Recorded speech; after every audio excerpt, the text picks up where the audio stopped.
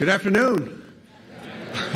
I'm Mark Updegrove, the President and CEO of the LBJ Foundation. Welcome to our commemoration of the 60th anniversary of the Civil Rights Act of 1964. And thank you, a huge thank you to the Houston Tillotson Choir, to Ruthie Foster, and to Brian Cranston for introducing this in such a grand manner.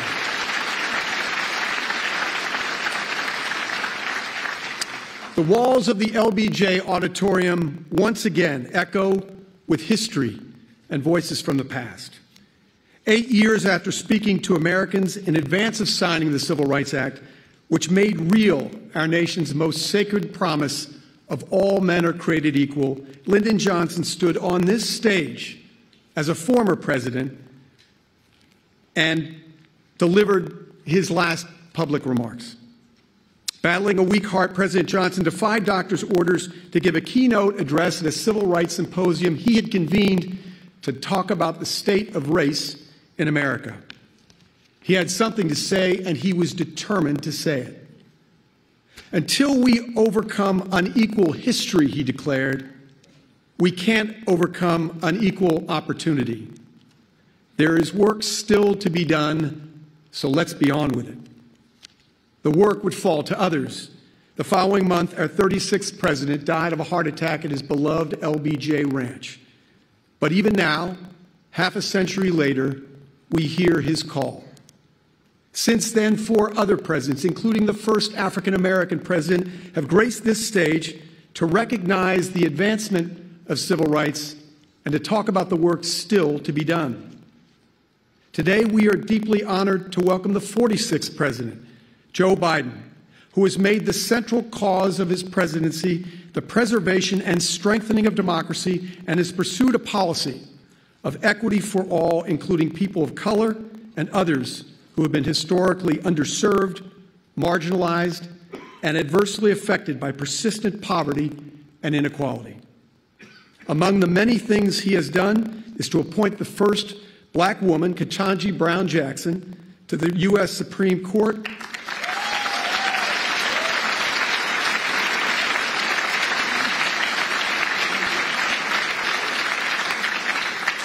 and to choose as his running mate Kamala Harris, the first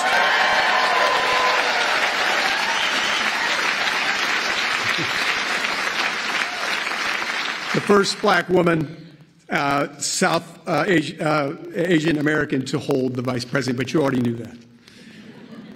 We are grateful to President Biden for his policy to bolster voting rights, which have been severely weakened since Lyndon Johnson signed the Voting Rights Act in 1965, and for all of his efforts to return our nation to the democratic norms and values that provide ballast to our great republic. Dr. Martin Luther King said, "The arc of the moral universe is long, but it bends toward justice." America is at its strongest when justice prevails, and when the winds of change make our country more united, more inclusive, more righteous. The Civil Rights Act we commemorate today, as well as the Voting Rights Act and Fair Housing Act, all championed and signed by Lyndon Johnson, are on exhibition in the LBJ Library's Great Hall just above us. Those transformative laws are surrounded by iconic photographs of the activists who held the front lines of the civil rights movement, and whose unyielding fearlessness in the face of racial tyranny helped bend the arc of the moral universe toward justice and a more perfect union. Among them is Andrew Young, who stood by the side of Martin Luther King Jr. as a lieutenant in the movement they forged as much as any. Upon awarding Ambassador Young the Medal of Freedom, President Jimmy Carter said, "Andy Young is the brightest star in the American firmament. He's a man who represents integrity and understanding, humility and purpose. He has carried on well the heritage of Martin Luther King." To introduce the President of the United States, ladies and gentlemen, please join me in welcoming Ambassador Andrew Young.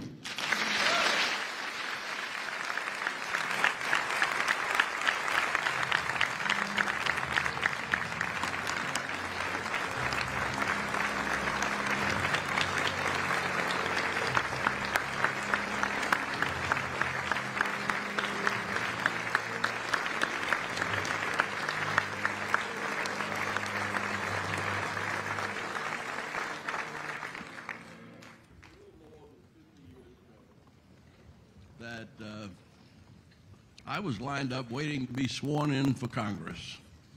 And there was another little fella in the Senate who was too young to get in. They had to wait 3 or 4 days till he turned 30 to swear him in as a United States Senator.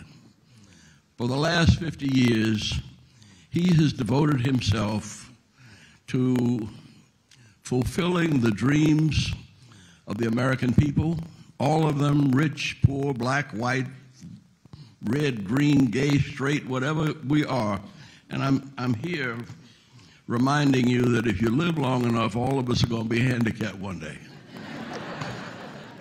But few people have been able to thrive and succeed in the midst of so much pressure and tension and responsibility as Joe Biden. And I was thinking what I should say, and I said that maybe Ray Charles said it best. When he started his recording of America the Beautiful with the 3rd verse of that song, and it said, "Oh, beautiful for heroes proved in liberating strife, who more than self their country loved, and mercy more than life. America, America, may God thy gold refine, till all success be nobleness, and every gain divine."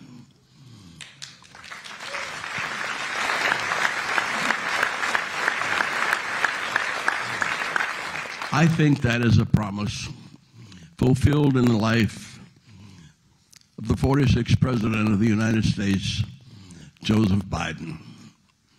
Mr. President,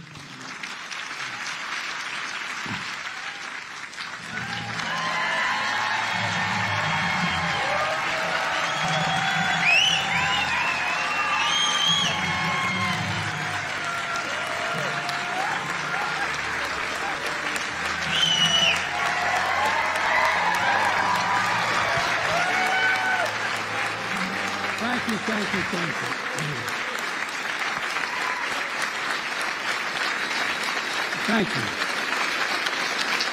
Thank you.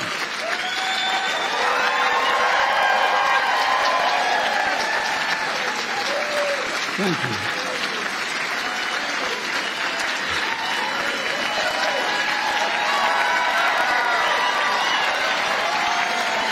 Thank you. Thank you. Really. Thank you. Please.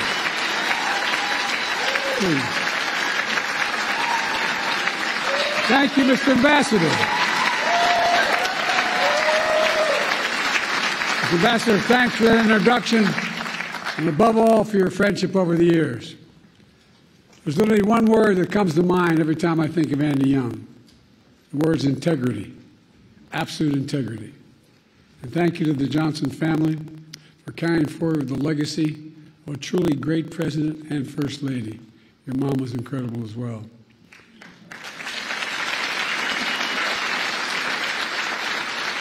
The same goes to Mark Upgrove, president of the LBJ Foundation.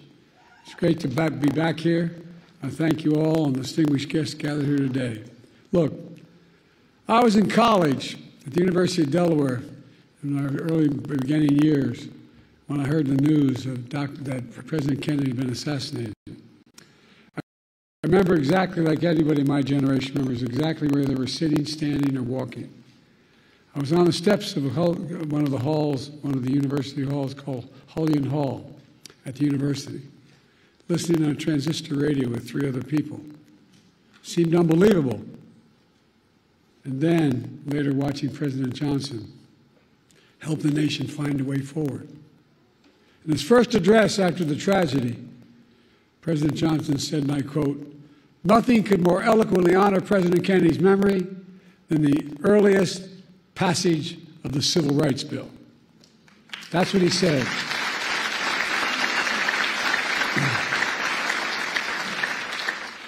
As a kid coming up, I always admired President Johnson for his public service, whether it was a school teacher in South Texas master of the United States Senate, historic vice president and president, his philosophy was simple. In a great society, no one should be left behind. He'd say, it's time for us to come to see that every American gets a decent break and a fair chance to make good. And as Andy Young said, President Johnson met repeatedly with the civil rights leaders and built a coalition to bring that vision to life. And he did. He brought it to life. Over 50 years, the LBJ Foundation has convened this symposium to reflect one of the crowning achievements, the Civil Rights Act of 1964, a defining moment that has since opened doors of opportunities for all Americans, regardless of race, sexual orientation, gender identity, religion, national origin. Together with the Voting Rights Act and the Fair Housing Act, these three landmark laws he signed are remarkable in their scale and their scope. Taken together, these three acts have made this nation fundamentally more fair, fundamentally more just, and most importantly, fundamentally more consistent with our founding principles. For real. And we're a better nation because of them. We must be clear. Their work, our work, is not done. It's not done. We do not celebrate these laws as part of our past, but as critical components of our future. President Johnson understood what President Lincoln understood in his own time, that the courts would determine the scale and scope of our laws. Over 100 years after the Emancipation Proclamation, President Johnson vowed, in his words, to do this job that Lincoln started, by challenging the court to live up to its constitutional responsibility. He did that by nominating Thurgood Marshall as the first black justice of the Supreme Court.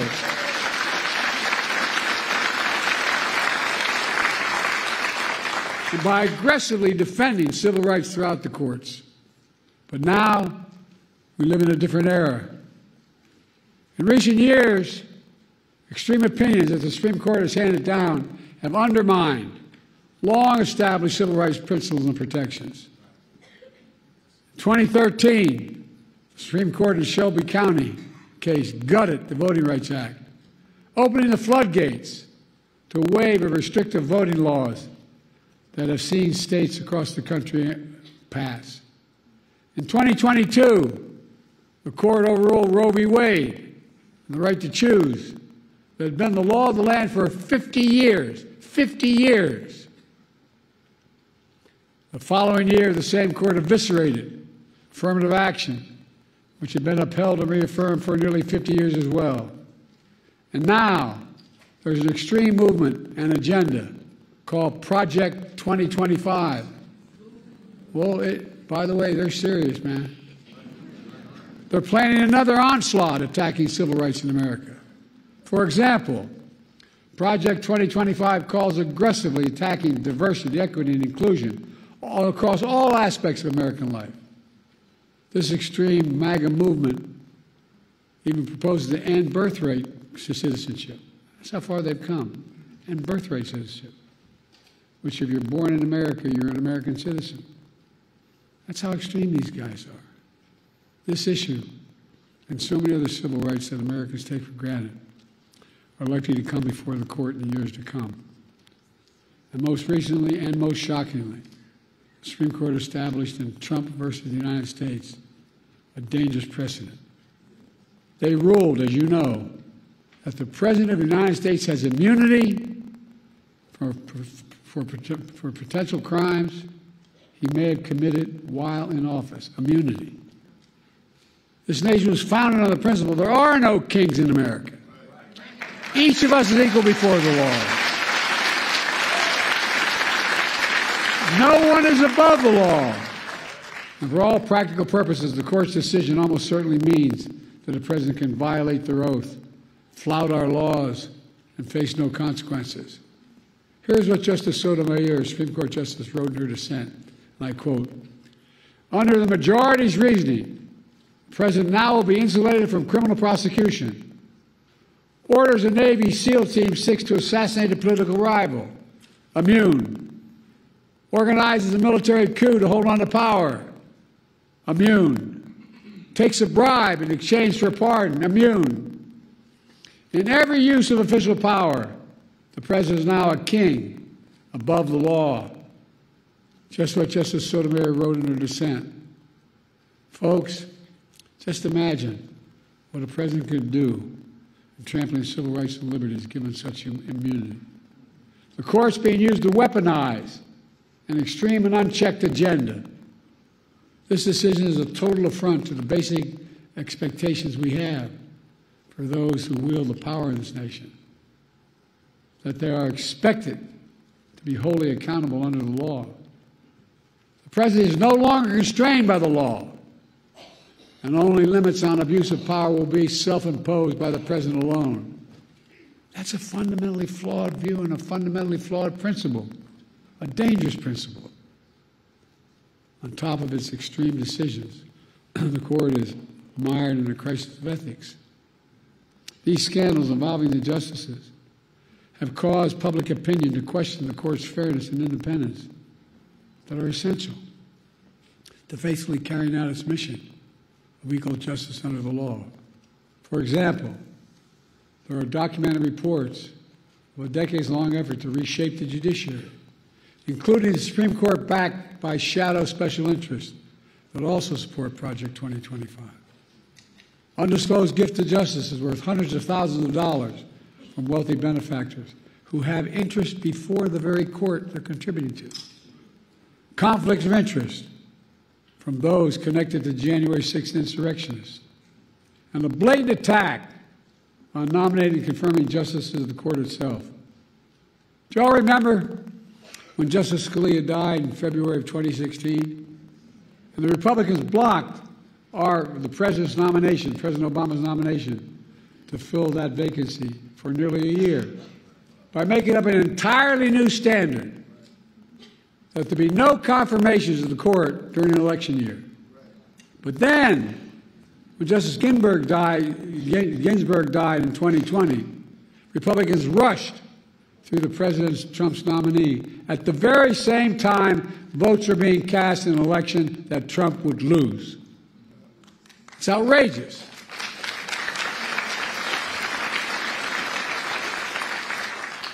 I know I don't look it, but I served in the Senate for 36 years, including as chairman and ranking member of the Judiciary Committee. I've been told that I've overseen more Supreme Court nominations as senator, vice president, and president than anyone in history, anyone alive today, I should say. I have great respect for our institutions and the separation of powers laid out in our Constitution. But what's happening now is not consistent with that doctrine of separation of powers. Extremism is undermining the public confidence in the court's decisions. As soon as I came to office, I convened a bipartisan presidential commission on the Supreme Court of the United States, comprised of leading constitutional scholars, both liberal and conservative, to provide recommendations on potential reforms to the court. I've been careful in these deliberations because these are serious, serious decisions. In the face of increasing threats to American democratic institutions, I use the Commission's analysis, and today I'm calling for 3 bold reforms to restore trust and accountability to the court and our democracy. As the press shouted to me as I got off Air Force One, the Republican Speaker of the House said, "Whatever he proposes is dead on arrival." Well, I think his thinking is dead on arrival.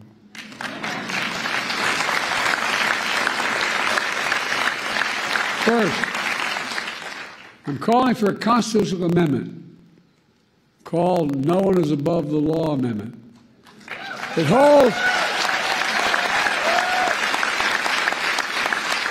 and I mean this sincerely, it holds that there's no immunity for crimes former president committed while in office. I share our founders' belief that the President must answer to the law. The President is accountable in the exercise of the great power of the presidency. We're a nation of laws, not kings and dictators.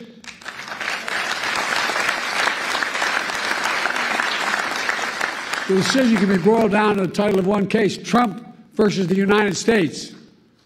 The court asserted it was making a ruling for the ages. That isn't true. The court made a ruling for one, a former president. No other president in our history has asked for this kind of immunity for criminal actions. And no president, no former president, not me, not one, has and should have been given any exception to this with such immunity. The second thing I'm asking for, we've had term limits for presidents of the United States for nearly 75 years after the Truman administration. And I believe we should have term limits for Supreme Court justices of the United States as well.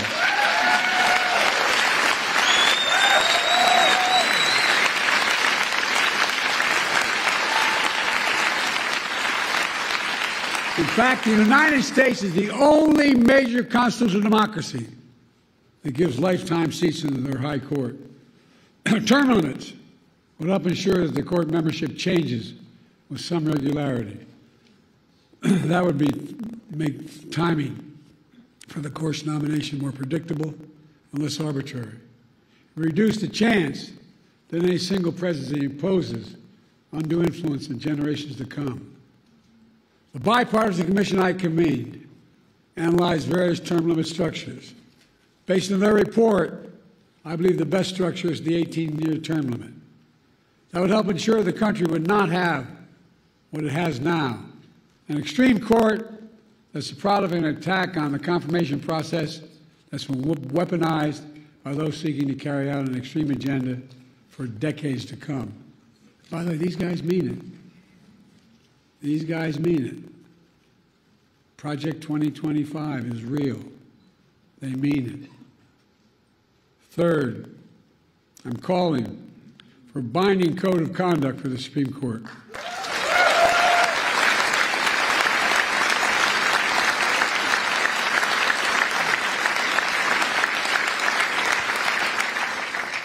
Supreme Court's current ethics code is weak and, even more frightening, voluntary.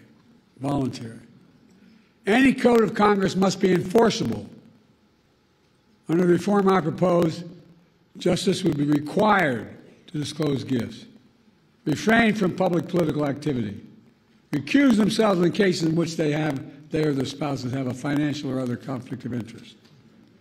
Most people don't realize that Congress passed a law decades ago that says all federal judges, including Supreme Court justices, have to recuse themselves in such cases. But the current justices insist on enforcing that requirement themselves without any public oversight or compulsion.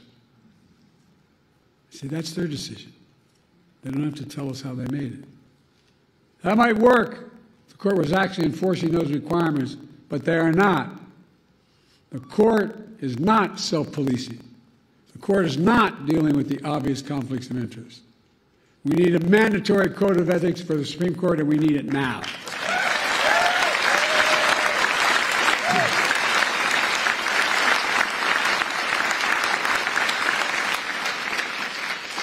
My fellow Americans, based on all my experience, I'm certain we need these reforms.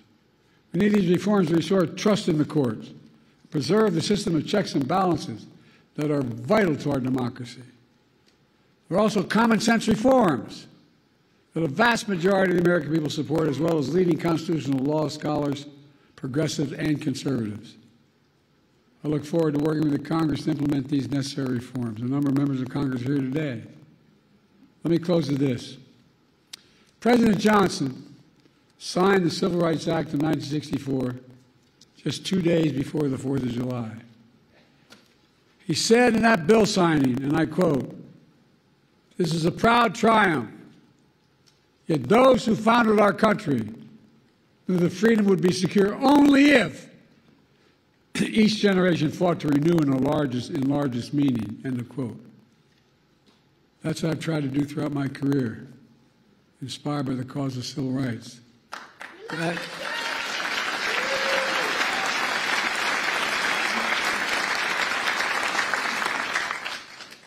That's what got me involved initially. My state was a state that was segregated by law.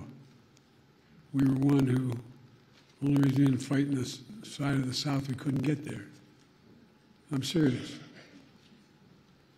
What motivated me to be a public defender, a county councilman, I'll never forget, I had a good job with a big trial firm. And in Delaware, you have to study for the bar for 6 months before you're allowed to take it. And in the meantime, I was studying for the bar. That's when Dr. King was assassinated. We're the only state in the nation, city in the nation, that had the military stationed on every corner with drawn bayonets for 10 months, insisting, because we had a very conservative Democratic governor. In those days, when the Democrats won, they could choose to be part of the Southern Governors or Northeast Governors Conference. They choose the Southern Governors Conference lots of times. But guess what? It got me engaged. I love how reading these biographies of me now that I knew I was going to run for president. I remember walking in to the public defender's office, which was part-time at the time, and asking for an application because I wanted to join the public defender's office. And he looked at me and his Franny Kearns, he said, "Don't you work for Pickett, Warburton, Sanders?" I said, "Yeah." He said, "Why the hell would you want to do this?" Not a joke. But I said, "Let me do it." I became a public defender. Folks, here's the deal. Because I got engaged like a lot of you do, whether you run for office or not. You get engaged and you want to change things. So I kept trying to change the Democratic Party in my state, which is very conservative. And then a group of people came to me, as my senator knows, Chris Coons, came to me and said, "Look, we want you to run for state senate." I said, I can't go to Dover all the time. I'm just starting a law firm. I'm a part-time public defender. And then they came back to me and said, "Why don't you run for the county council?" I said, "I can't." They said, "You stupid SOB, it's right across the street there." I'm serious. Meets only twice a week. So my sister and my best friend managed my campaign, and we picked a district that we couldn't possibly win. No Democrat had ever won. But my problem was I had my sister doing my campaign. And we won. Next thing I know, I was part of a group assigned as young senators, young elected officials, to try to bring the party around to get someone to run for the United States Senate. And I was put on a commission. When you're the young lawyer, you get to turn the lights on and off after every meeting. And so I remember going down to the Democratic Convention off year in Dover, Delaware. And after the afternoon session, went back and I was in my room. There's a nice motel you just drive up to, get out, walk in your door there. And you know, an 8x10 bathroom, a shower, and a stall. And I had my towel around me and the shaving cream on my face, and they were bam, bam, bam at my door. And I thought it was the guys that came down with. The guy was had a talk show named Bob Cunningham, was a big civil rights guy, and two others. So I thought it was them. I walked, opened the door. There was a former governor, former Supreme Court justice, swear to God, the state chairman, and the former congressman. And they said, "We just had dinner." I said, "I'm sorry, gentlemen." And I walked in, and I ran in the bathroom, shake the shave, thinking I could put something on. There wasn't anything there. I walked back out with a towel. I'm standing against a nail, a desk nail of the wall, and they're on the beds that are nailed to the headboards are nailed to the wall. Four of them sitting across. I said, "Joe, we were thinking you should run for the United States Senate." I said, gentlemen, are you serious? And they went on and made their case. I hope all of you had a professor who's enlightened his mind. I had one professor named Dr. Ingersoll, my political philosophy professor, at the University of Delaware, which is between Dover and where I was going home. So I called him, I could stop by and see him. And I said, what do you think I should do? He said, Joe, remember what Plato said. I'm thinking, what the hell did Plato say? Seriously. So Plato said, the penalty good people pay for not being involved in politics is being governed by people worse than themselves. I went home and spoke to my deceased wife. She said, look, Joe, you're working 40 hours a week trying to set up a law firm, and you're working 40 hours a week as a public defender. Get in or get out. Next thing you know, I was running.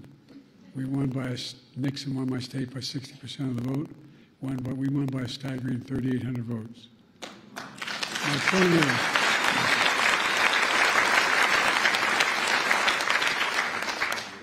I didn't know what the hell I was doing.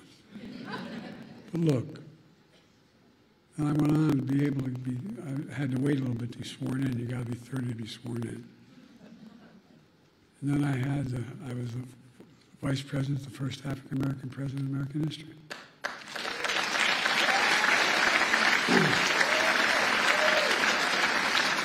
Now I'm president to our first woman vice president.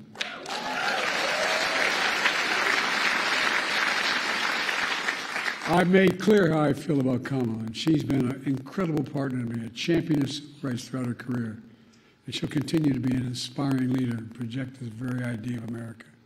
The very idea that we're all created equal, deserve to be treated equally throughout our lives.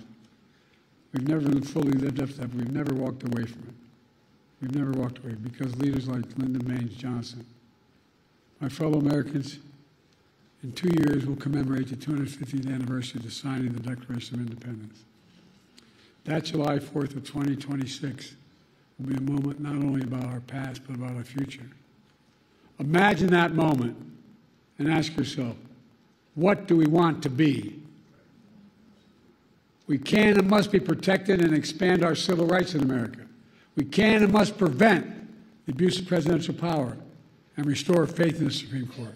We can and must strengthen the guardrails of democracy. We must have to remind ourselves who we are. We're the United States of America.